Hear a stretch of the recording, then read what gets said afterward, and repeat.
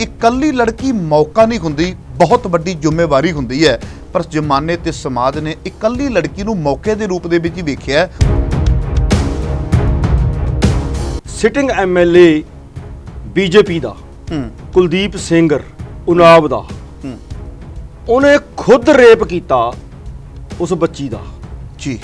जदों वो बच्ची ने इंसाफ लई गुहार लाई तां उहनूं डराउण खातर उहदा फादर पुलिस कस्टडी च ही मरवाता जुल्म करके।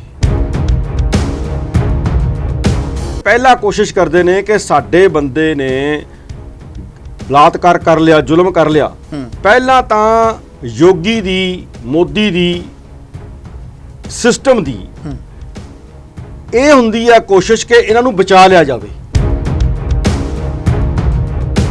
ਇਹ ਸਾਰੀਆਂ ਗੱਲਾਂ ਦਾ ਨੋਟਿਸ ਲੈਣ ਦੀ ਬਜਾਏ ਜਦੋਂ ਸਰਕਾਰਾਂ ਇਹਨਾਂ ਦੀ ਪੁਸ਼ਤ ਪਨਾਹੀ ਕਰਨਗੀਆਂ ਤਾਂ ਵਰਗੀਆਂ ਬੱਚੀਆਂ ਨਾਲ ਇਹ ਜ਼ੁਲਮ ਹੁੰਦਾ ਹੀ ਰਹੇਗਾ। ਐਮਨੈਸਟੀ ਇੰਟਰਨੈਸ਼ਨਲ ਜਿਹਨੂੰ ਲੋਕ ਆਪਣੀ ਤਰਾਸਦੀ ਦਾ, ਆਪਣੇ ਜ਼ੁਲਮ ਦਾ ਸ਼ਿਕਾਇਤਾਂ ਕਰਦੇ ਨੇ, ਅਪੀਲਾਂ ਕਰਦੇ ਨੇ, ਦਰਖਾਸਤਾਂ ਦਿੰਦੇ ਨੇ, ਉਹ ਖੁਦ ਕਹਿ ਰਹੀ ਹੈ ਕਿ ਮੇਰੇ ਦਫ਼ਤਰਾਂ ਦੇ ਨਾਲ, ਮੇਰੇ ਬੰਦਿਆਂ ਦੇ ਨਾਲ ਇੰਡੀਅਨ ਏਜੰਸੀਆਂ ਤੇ ਇੰਡੀਅਨ ਅਥਾਰਟੀ ਧੱਕਾ ਕਰ ਰਹੀ ਹੈ। ਅਸੀਂ ਕਾਂਗਰਸ ਦੇਖੀ ਜਾਂਦੇ ਹਾਂ, ਅਸੀਂ ਬੀਜੇਪੀ ਦੇਖੀ ਜਾਂਦੇ ਹਾਂ, ਉਹ ਤਾਂ ਉਹੀ ਕੁਝ ਕਰੀ ਜਾਂਦੇ ਨੇ।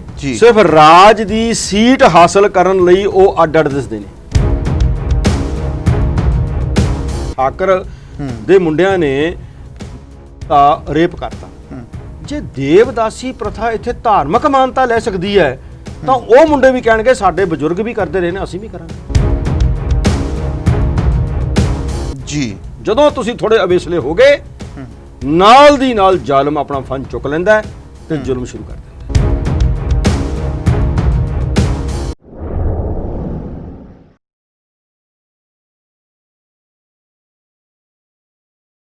देश विदेश के सारे ही दर्शकों का तुहाडे अपने सेवक हरप्रीत सिंह मखू वालों दिल दीआं गहराइयां तो स्वागत किया जाता। दर्शकों, तुहाडे पसंदीदा प्रोग्राम विच जिवें कि तुहानूं पता है भी किसी न किसी शख्सियत की भाल दे विच रहिंदा वां, मुद्दिआं ते आधारित गलबात हुंदी है। कोशिश करते हुंदे आ भी उस मुद्दे का निचोड़ कढ के असीं तुहाडे अगे रख दईए। माण वाली गल है कि अज साडे स्टूडियो दे विच प्रोफैसर महिंदरपाल सिंह आए ने, जो श्रोमणी अकाली दल ਅੰਮ੍ਰਿਤਸਰ पार्टी के जनरल सैकटरी भी ने। समय समय के उपर अपने सुझाव देंदे ने, अपने विचार देंदे ने, अनेक चैनल्स के उपर बोलते हैं। पर अकाल चैनल के नाल इन्हां दा कुछ अलग किस्म का प्यार है। जदों भी बेनती करते हैं उदों हाज़र हो जाते हैं। मुद्दे कई आ चुके ने। जे गल करां, यूपी की धरती तो एक बच्ची दे नाल रेप हुंदा है। रेप करन तो बाद उहदी जुबान कट्टी जाती है, उहदी रीढ़ की हड्डी तोड़ी जाती है। जे इंज कह सका भी तड़पा तड़पा कि वो लड़की की हत्या की जाती है। तो ये कोई भी दो रामा नहीं। सोशल मीडिया के उपर वो गल चलती है, पूरे वर्ल्ड के गल चली जाती है। आओ इन्हां सारे मुद्दों पर गलबात करते हैं। प्रोफैसर महिंदरपाल सिंह क्योंकि पार्टी के जिम्मेवार अहुदे के उपर भी ने, बेबाकी दे नाल बोलते भी ने। आओ सब तो पहला प्रोग्राम के आउण लई उन्हां नूं जिओ आखदे हां। वीर जी, वाहिगुरू जी का खालसा, वाहिगुरू जी की फतेह। सब तो पहला तुहाडा बहुत बहुत धन्नवाद किया जाता है। वीर जी, जिमें एक घटना पिछले दिनों के वायरल हो जाती है, जी मैं उंज भी गल करा तो साल 2 साल के एक दो घटनावां ऐसियां हुंदियां ने जिहड़ियां बहुत वड्डे पद्धर के उपर वायरल हुंदियां ने। वो किसी समाज के नाल जुड़ी हुई हुंदी है, लोग सड़कों के उपर भी आ जाते हैं। ये जिहड़ियां साल दे विच कोई एक दो घटनावां आ जांदियां ने ते बहुत वड्डा लोकां दा गुस्सा जिहड़ा वो सोशल मीडिया के उपर भी नज़र आउंदा, सड़कों पर भी आउंदा है। की घटनावां यही ने या परदे पिछे होर भी बड़ा कुछ चलता पिया है भी कुछ को वायरल हो जांदियां ने ते बहुतियां ज़्यादियां जिहड़ियां ने उदा वजांदियां ने? तुसीं जिहड़ी गल कीती है, जिवें बच्ची नाल हुण 2-4 दिन पहलां रेप होया, रेप तो बाद उहदे नाल तशद्दद होया जी। तशद्दद दे विच इन्नी कमीनगी कीती गई कि उहदी जीभ कट्टण दी कोशिश कीती गई। इन्ना पता नहीं उहदे ते किहो जिहा जुल्म होएगा कि उहदी रीढ़ की हड्डी टुट गई। रेप तां होया ही, पर आ जिहड़ियां गल्लां ने ये भी नाल होईयां जी। भाव कहण तो जुल्म प्लस जुल्म प्लस जुल्म कित्थे जाके बोलीए, कोई शब्द भी इजाजत नहीं दिंदे भी किहड़ा शब्द बोलीए कि इस जुल्म दी लोकां नूं समझा सकीए कि इन्ना वड्डा जुल्म होया। शब्द खत्म हो जाते हैं, उन्ना जुल्म हो रहा है। ਅੱਛਾ, ਇਹ ਜਿਹੜੀ ਮਨੀਸ਼ਾ ਬਾਲਮੀਕੀ ਬੱਚੀ ਹੈ, ਹੂੰ ਦੂਜੇ ਪਾਸੇ ਠਾਕਰਾਂ ਦੇ ਮੁੰਡੇ ਨੇ। ਹੂੰ ਮੈਂ ਤਾਂ ਇਹ ਕਹਿਣਾ, ਧੰਨ ਗੁਰੂ ਨਾਨਕ ਸੱਚੇ ਪਾਤਸ਼ਾਹ ਦੇ ਅੱਗੇ ਹਮੇਸ਼ਾ ਹੀ ਸਿਰ ਨਿਵਦਾ ਰਹੇਗਾ ਕੁੱਲ ਕਾਇਨਾਤ ਦਾ, ਹੂੰ ਕਿ ਜਿਹਨੇ ਆ ਠਾਕਰ ਤੇ ਇਹ ਬਾਲਮੀਕੀ ਤੇ ਇਹ ਰਾਮਦਾਸੀਏ ਰਵਿਦਾਸੀਏ ਤੇ ਦੂਜਾ ਭਿੰਨ ਭੇਦ ਮਿਟਾਤਾ, ਬ੍ਰਾਹਮਣ ਸਾਰੇ ਇੱਕ ਕਰਤੇ ਤੇ ਉਹ ਬਿਠਾਤੇ। ਅੱਜ ਕੋਈ ਇਹ ਨਹੀਂ ਕਹਿੰਦਾ ਕਿ ਇਹ ਸਿੱਖਾਂ ਦੇ ਵਿੱਚ ਘੱਟੋ ਘੱਟ ਮਾਨਸਿਕ ਤੌਰ ਤੇ ਤਾਂ ਭਾਵੇਂ, ਪਰ ਜ਼ਾਹਰਾ ਤੌਰ ਤੇ ਕੋਈ ਨਹੀਂ ਕਹਿੰਦਾ ਕਿ ਮੈਂ ਉੱਚੀ ਜਾਤ ਦਾ, ਉਹ ਨੀਵੀਂ ਜਾਤ ਹੈ। ਉੱਥੇ ਇਸ ਗੱਲ ਦੇ ਉੱਤੇ ਜ਼ੁਲਮ ਹੋ ਰਹੇ ਨੇ। ਇਹ ਉਹਦੀ ਇੱਕ ਪ੍ਰਤੱਖ ਉਦਾਹਰਨ ਹੈ, ਇਸ ਬੱਚੀ ਦਾ ਰੇਪ। ਉਹ ਇੱਕ ਗੱਲ ਹੈ ਜੀ। ਅਗਲੀ ਗੱਲ ਇਹ ਹੈ ਕਿ ਤੁਸੀਂ ਪੁੱਛਿਆ ਕਿ ਇਹ ਕਦੇ ਕਦੇ ਜਿਵੇਂ ਨਿਰਭਇਆ ਬੱਚੀ ਦਾ ਹੋਇਆ ਸੀ ਦਿੱਲੀ ਦੇ ਵਿੱਚ, ਦੂਸਰਾ ਉਨਾਵ ਕੇਸ ਹੋਇਆ ਸੀ ਇਸੇ ਯੂਪੀ ਦੇ ਵਿੱਚ, ਜਿਹੜਾ ਇੰਨਾ ਜ਼ਿਆਦਾ ਹੀਨੀਅਸ ਸੀ, ਜ਼ਾਲਮਾਨਾ ਸੀ ਕਿ ਐਮਐਲਏ, ਸਿਟਿੰਗ ਐਮਐਲਏ ਬੀਜੇਪੀ ਦਾ ਕੁਲਦੀਪ ਸੇਂਗਰ ਉਨਾਵ ਦਾ, ਉਹਨੇ ਖੁਦ ਰੇਪ ਕੀਤਾ ਉਸ ਬੱਚੀ ਦਾ ਜੀ। ਜਦੋਂ ਉਹ ਬੱਚੀ ਨੇ ਇਨਸਾਫ ਲਈ ਗੁਹਾਰ ਲਾਈ ਤਾਂ ਉਹਨੂੰ ਡਰਾਉਣ ਖਾਤਰ ਉਹਦਾ ਫਾਦਰ ਪੁਲਿਸ ਕਸਟਡੀ 'ਚ ਹੀ ਮਰਵਾਤਾ ਜ਼ੁਲਮ ਕਰਕੇ, ਵੀ ਤੁਸੀਂ ਕੇਸ ਕਿਉਂ ਕਰਦੇ ਹੋ। ਉਸ ਤੋਂ ਬਾਅਦ ਉਹਦਾ ਚਾਚਾ ਕਿਸੇ ਹੋਰ ਕੇਸ ਝੂਠੇ 'ਚ ਫਸਾ ਕੇ ਜੇਲ੍ਹ 'ਚ ਹੀ ਫਾਹਾ ਲਵਾ ਕੇ ਮਰਾਤਾ ਕਿਸੇ ਹੋਰ ਤੋਂ। ਫਿਰ ਵੀ ਜਦੋਂ ਨਹੀਂ ਰੁਕਿਆ ਤਾਂ ਇਹ ਸਾਰੀਆਂ ਘਟਨਾਵਾਂ ਮੈਂ ਤਾਂ ਦੱਸ ਰਿਹਾ ਵੀ ਉਦੋਂ ਸਰਕਾਰ ਕਿੱਥੇ, ਉਹ ਦੇਖਦੀ ਨਹੀਂ ਸੀ।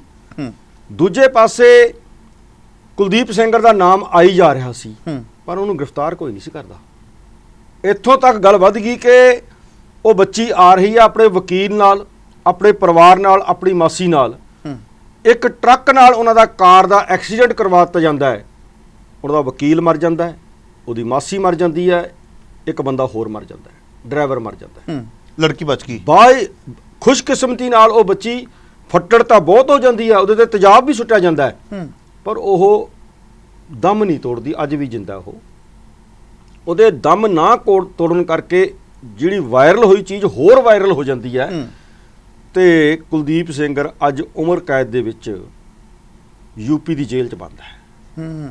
ਕੀ ਇਹ ਸਾਰੀਆਂ ਘਟਨਾਵਾਂ ਤੋਂ ਬਾਅਦ ਯੂਪੀ ਸਰਕਾਰ ਨੇ ਜਾਂ ਇੰਡੀਆ ਸਰਕਾਰ ਨੇ ਜਾਂ ਮਨੁੱਖੀ ਅਧਿਕਾਰਾਂ ਦੇ ਜਿਹੜੇ ਡਿਪਾਰਟਮੈਂਟਸ ਨੇ, ਉਹਨਾਂ ਨੇ ਕੁਝ ਨਹੀਂ ਦੇਖਿਆ ਕਿ ਆਹ ਬੱਚੀ ਨਾਲ ਹੋ ਗਿਆ? ਇਹਦਾ ਮਤਲਬ ਇੰਤਜ਼ਾਰ ਕਰਦੇ ਰਹਿੰਦੇ ਵੀ ਅਗਲੀ ਵਾਰ ਫੇਰ ਹੋਵੇਗਾ, ਫੇਰ ਕੋ ਸਟੈਂਡ ਲਵਾਂਗੇ। ਦੇਖੋ, ਇਹ ਪਹਿਲਾਂ ਕੋਸ਼ਿਸ਼ ਕਰਦੇ ਨੇ ਕਿ ਸਾਡੇ ਬੰਦੇ ਨੇ ਬਲਾਤਕਾਰ ਕਰ ਲਿਆ, ਜ਼ੁਲਮ ਕਰ ਲਿਆ।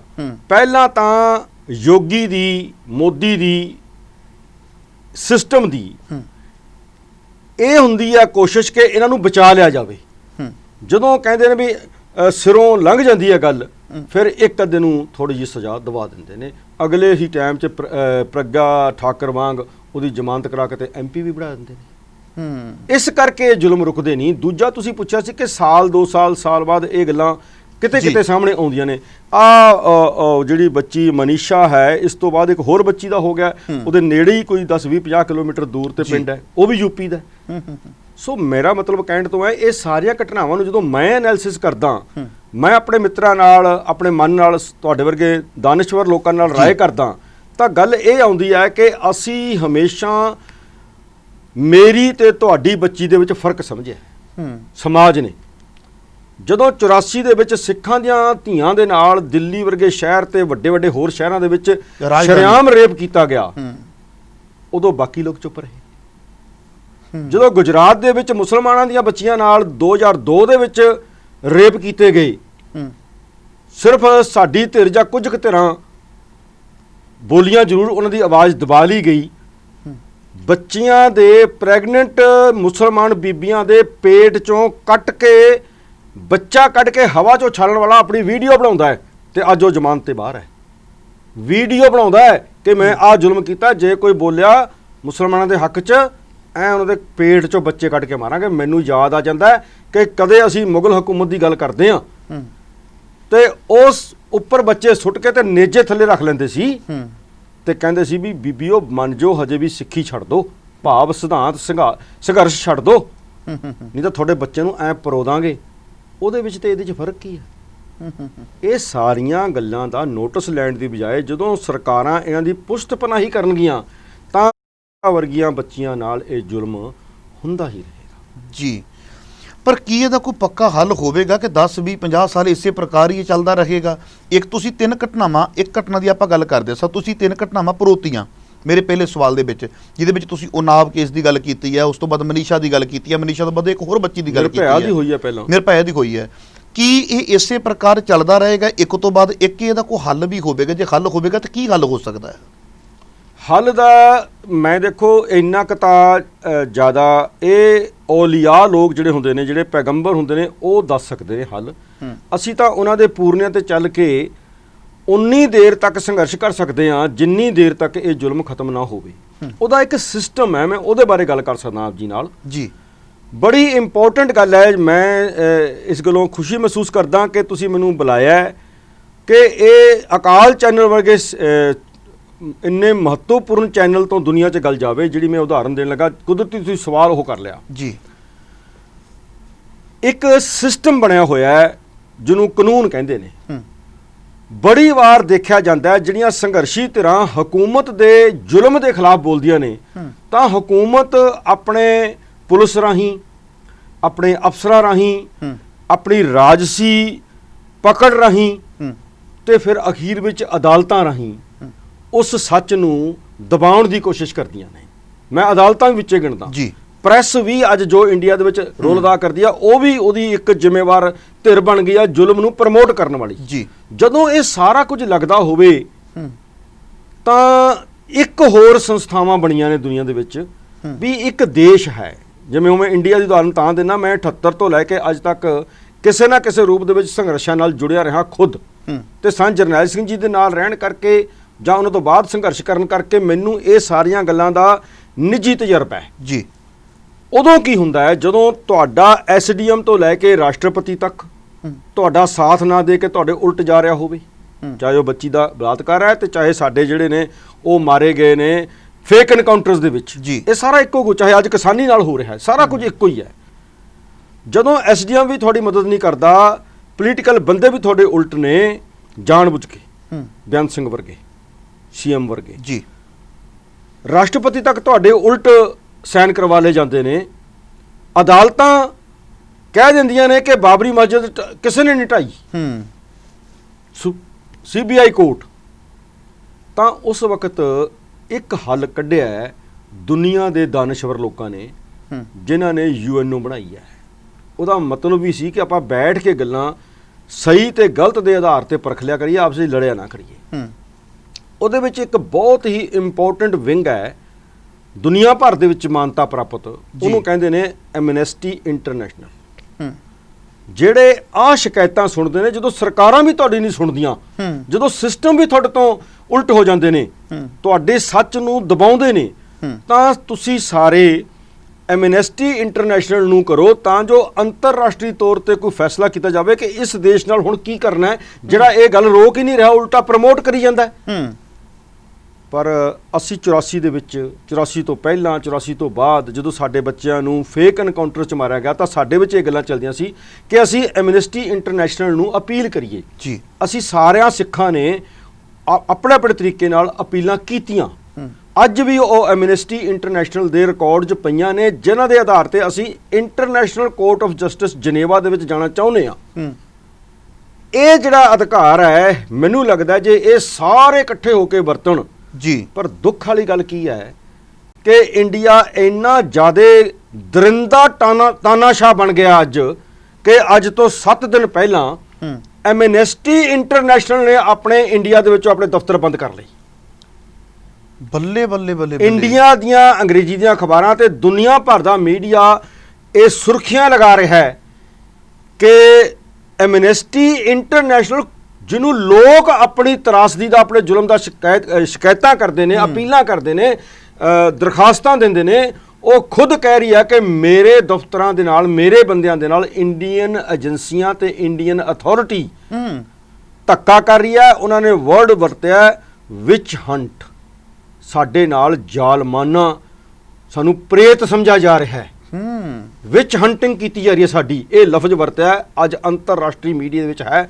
ਮੈਂ ਕਹਾਂਗਾ ਕਿ ਅਕਾਲ ਚੈਨਲ ਤੇ ਮੇਰੀ ਖੁਸ਼ਕਿਸਮਤੀ ਹੈ ਕਿ ਮੈਂ ਇਹ ਗੱਲ ਸਾਂਝੀ ਕਰ ਸਕਿਆ ਜਿਹੜੀ ਆਮ ਤੌਰ ਤੇ ਲੋਕਾਂ ਨੂੰ ਨਹੀਂ ਪਤਾ ਕਿ ਅੱਜ ਐਮਨੈਸਟੀ ਇੰਟਰਨੈਸ਼ਨਲ ਜਿਹੜੀ ਸਾਰੀ ਦੁਨੀਆ ਦੇ ਵਿੱਚ ਲੋਕਾਂ ਦੇ ਦੁੱਖ ਸੁਣਨ ਵਾਲੀ UNO ਤੋਂ ਮਾਨਤਾ ਪ੍ਰਾਪਤ ਸੰਸਥਾ ਹੈ, ਜਿਹਦਾ ਹੈੱਡਕੁਆਟਰ ਲੰਡਨ ਦੇ ਵਿੱਚ ਹੈ ਜੀ, ਜਨੇਵਾ ਦੇ ਵਿੱਚ ਹੈ, ਅਮਰੀਕਾ ਦੇ ਵਿੱਚ ਹੈ, ਉਹ ਆਪਣੇ ਦਫ਼ਤਰ ਬੰਦ ਕਰਕੇ ਚਲੀ ਗਈ ਇੰਡੀਆ ਤੋਂ ਵੀ ਇਹ ਸਰਕਾਰਾਂ ਸਾਡੀ ਨਹੀਂ ਸੁਣਦੀਆਂ ਤੇ ਲੋਕਾਂ ਦੀਆਂ ਕੀ ਸੁਣਦੀਆਂ। ਸੋ ਇਹ ਅੱਗੇ ਮੈਂ ਜਾਣਾ, ਇਹੀ ਇੱਕ ਅਗਲਾ ਹੱਲ ਹੈ ਕਿ ਸਾਰੇ ਲੋਕ ਇਕੱਠੇ ਹੋ ਕੇ ਐਮਨੈਸਟੀ ਨੂੰ ਨਾਲ ਲੈ ਕੇ UNO ਦੇ ਵਿੱਚ ਇੱਕ ਐਸੀ ਲੌਬੀ ਬਣਾਓ ਕਿ ਇੰਡੀਆ ਨੂੰ ਸਬਕ ਸਿਖਾਇਆ ਜਾ ਕੇ ਹੁੰਦਾ ਕੀ ਹੈ।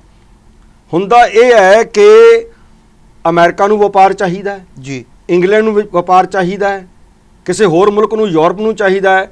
ਉਹ ਕਿਸੇ ਮੁੱਦੇ ਤੇ ਅੱਗੇ ਆਉਂਦੇ ਨੇ, ਕਿਸੇ ਤੇ ਤਾਂ ਚੁੱਪ ਕਰ ਜਾਂਦੇ ਨੇ ਵੀ ਇੰਡੀਆ ਸਾਡੇ ਜਹਾਜ਼ ਨਹੀਂ ਖਰੀਦੂਗਾ।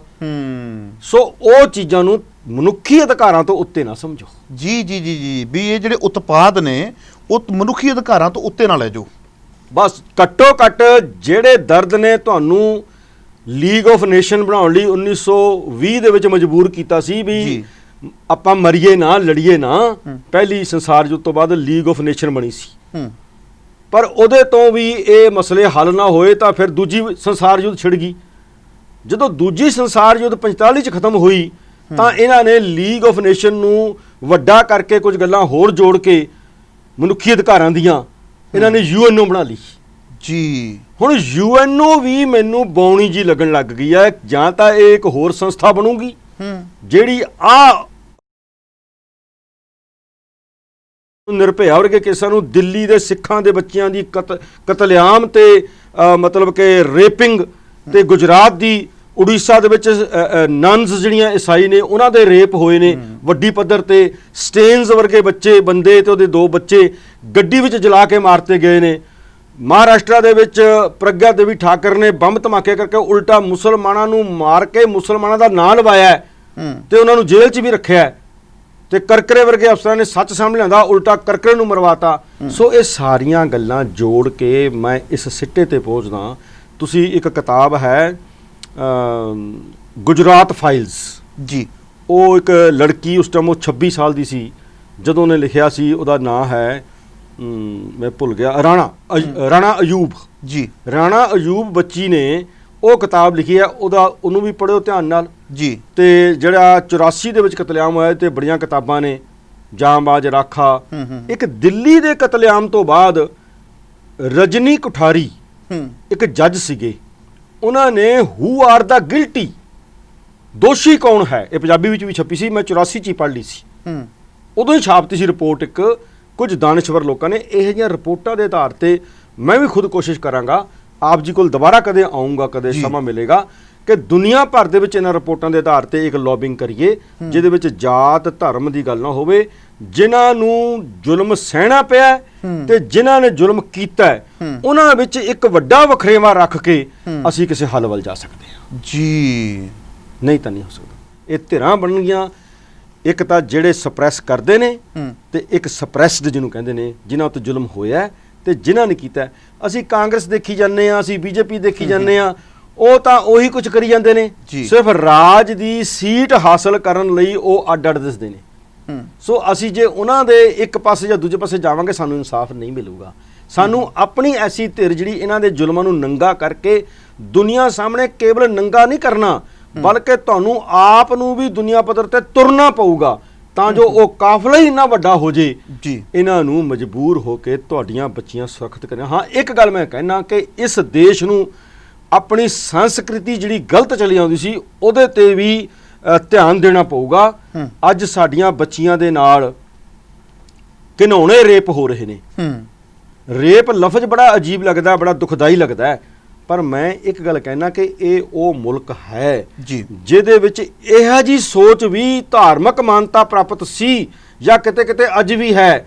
ਉਹਦਾ ਨਾਮ ਰੱਖਿਆ ਇਹਨਾਂ ਨੇ ਦੇਵਦਾਸੀ ਪ੍ਰਥਾ ਜੀ। ਹੁਣ ਦੇਵਦਾਸੀ ਪ੍ਰਥਾ ਨੂੰ ਮੈਂ 2 ਮਿੰਟਾਂ 'ਚ ਜੇ ਦੱਸਣਾ ਹੋਵੇ ਇਸ ਨਾਲ ਜੋੜ ਕੇ, ਉਹ ਇਹ ਹੈ ਕਿ ਕੋਈ ਜਿਹਨੂੰ ਇਹ ਦਲਿਤ ਕਹਿੰਦੇ ਨੇ, ਮੈਂ ਤਾਂ ਨਹੀਂ ਕਹਿੰਦਾ, ਮੈਂ ਤਾਂ ਗੁਰੂ ਨਾਨਕ ਦਾ ਬੱਚਾ, ਮੈਂ ਤਾਂ ਸਾਨੂੰ ਬਰਾਬਰ ਕਹਾਂਗਾ, ਪਰ ਇਹਨਾਂ ਦੀ ਭਾਸ਼ਾ ਵਿੱਚ ਜਿਨ੍ਹਾਂ ਨੂੰ ਦਲਿਤ ਕਹਿੰਦੇ ਨੇ, ਉਹਨਾਂ ਦਲਿਤਾਂ ਦੀਆਂ ਬੱਚੀਆਂ ਨੂੰਹਾਂ ਜੇ ਵਿਡੋ ਹੋ ਜਾਣ ਤਾਂ ਉਹ ਮੰਦਰ ਦੇ ਬ੍ਰਾਹਮਣ ਦੀ ਮੰਦਰ ਚ ਆ ਕੇ ਰਹਿ ਸਕਦੀ ਹੈ। ਉਹਨੂੰ ਦੇਵਦਾਸੀ ਕਿਹਾ ਜਾਂਦਾ ਹੈ। ਦੇਵਦਾਸੀ ਤਾਂ ਬ੍ਰਾਹਮਣ ਕਰਦਾ ਹੈ, ਪਰ ਉਹਦੇ ਤੋਂ ਜਿਹੜਾ ਬੱਚਾ ਪੈਦਾ ਹੁੰਦਾ ਹੈ, ਜਿਹੜਾ ਮੁੰਡਾ ਪੈਦਾ ਹੁੰਦਾ ਹੈ, ਉਹਨੂੰ ਦਾਸੀ ਪੁੱਤਰ ਕਿਹਾ ਜਾਂਦਾ ਹੈ। ਪੰਡਤਿਆਣੀ ਦਾ ਪੁੱਤਰ ਨਹੀਂ ਉਹ ਬਣ ਸਕਦਾ। ਪੰਡਤ ਦਾ ਪੁੱਤ ਤਾਂ ਭਾਵੇਂ ਹੁੰਦਾ ਉਹ, ਪਰ ਉਹ ਦਾਸੀ ਪੁੱਤਰ ਕਿਹਾ ਜਾਂਦਾ। ਤੇ ਉਹਦੇ ਤੇ ਰੋਕ ਕੀ ਹੈ? ਉਹਦੇ ਤੇ ਰੋਕ ਇਹ ਹੈ ਵੀ ਪੰਡਤ ਜੀ ਨੇ ਪੂਰਾ ਕਰ ਲਿਆ, ਪਰ ਉਹ ਜਿਹੜਾ ਬੱਚਾ ਹੈ ਉਹ ਕਦੇ ਪੁਜਾਰੀ ਨਹੀਂ ਬਣ ਸਕਦਾ। ਪੁਜਾਰੀ ਬਾਹਮਣੀ ਦਾ ਪੁੱਤ ਹੀ ਬਣੇਗਾ। ਪੰਡਤ ਇੱਕੋ ਹੀ ਹੈ। ਅੱਛਾ, ਪੰਡਤ ਉਹੀ ਹੈ।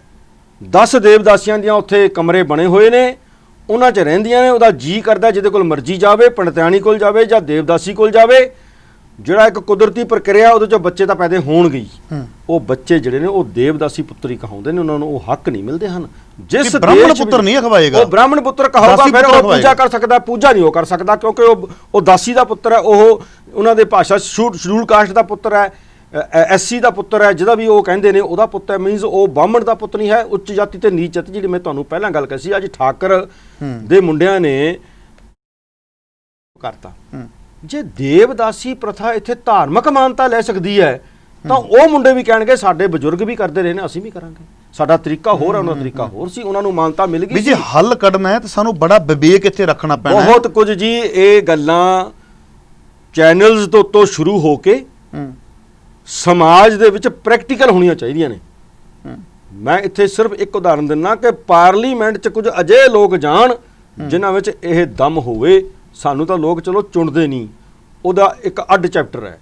ਡਾਕਟਰ ਗਾਂਧੀ ਨੇ ਉੱਥੇ ਜਾ ਕੇ ਇਹ ਗੱਲ ਰਿਕਾਰਡ ਕਰਾਈ ਹੈ। ਤੁਸੀਂ ਪਾਰਲੀਮੈਂਟ ਦੇ ਉਹਨਾਂ ਦੇ ਲੈਕਚਰ ਵਿੱਚ ਸੁਣ ਸਕਦੇ ਹੋ, ਜਿਹੜੀ ਮੈਨੂੰ ਉਹਨਾਂ ਨੇ ਆਪ ਆਪਣੇ ਕੋਲ ਬੈਠ ਕੇ ਲੈਪਟਾਪ ਤੇ ਸੁਣਾਈ ਆ ਵੀ ਪ੍ਰੋਫੈਸਰ ਸਾਹਿਬ ਮੈਂ ਇਹ ਬੋਲ ਆਇਆ।